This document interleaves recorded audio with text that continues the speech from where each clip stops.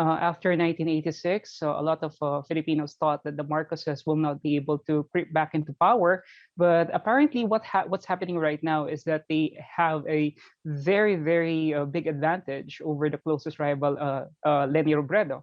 And I think, ironically, this is going to be the first post-EDSA 1986 elections that we're going to have probably a majority president, because all the other presidents after 1986 were either elected out of plurality votes, meaning that there were more people who did not vote for them as compared to those people who chose them.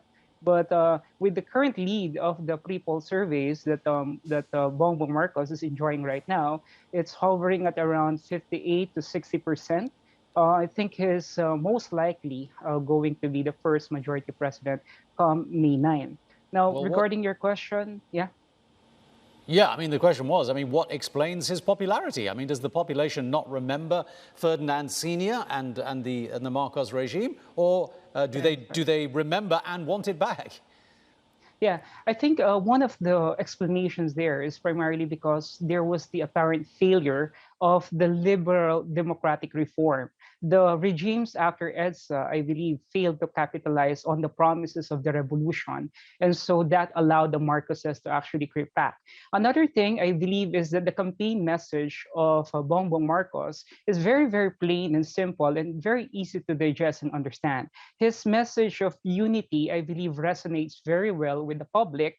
And this is in direct contrast to the campaign that is being waged by the opponent, Vice President Leni Robredo, which is more aimed at mudslinging and smear campaign and attacks on the persona of the erstwhile frontrunner. So I believe that these are some of the reasons why he is able to creep back to power. Not to mention the Duterte factor, because the President Duterte still has or commands a very, very wide following.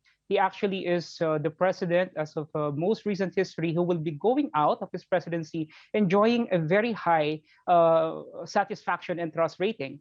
And I think this is being rubbed off to Bongbong Marcos, presumably because his running mate is the daughter of the incumbent president, Rodrigo Duterte. And again, I think a big factor that played out here in the campaign of Bongbong Marcos is the widespread use of social media. I think it was effectively executed, carefully crafted. I think since he lost the vice presidency in 2016, he has been very adamant about going into and reaching out to the public through blogs, through social media content. And I think this is Yeah. what's giving him the big league right now.